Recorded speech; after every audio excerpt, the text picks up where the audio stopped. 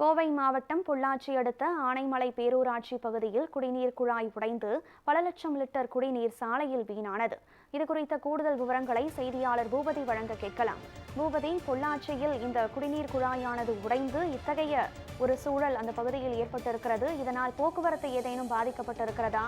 குடிநீர் குழாயை சரி செய்யும் பணியில் அந்த மாநகராட்சி தரப்பில் ஏதேனும் முன்னெடுப்பு எடுக்கப்பட்டிருக்கிறதா? விவரம் என்ன?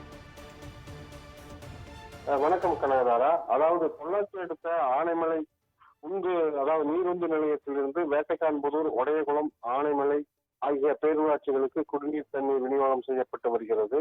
இந்த நிலையில் இன்று காலை ஆனைமலை நீருந்து நிலையத்திலிருந்து வேட்டைக்கான்புதூர் பேரூராட்சி பகுதிக்கு குடிநீர் விநியோகம் செய்யப்பட்டது.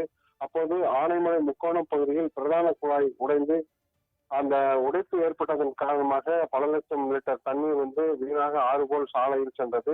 இதனால் அப்பகுதியில் செல்லும் வாகன ஓட்டிகள் மிகவும் சிரமத்துக்குள்ளாகினர்.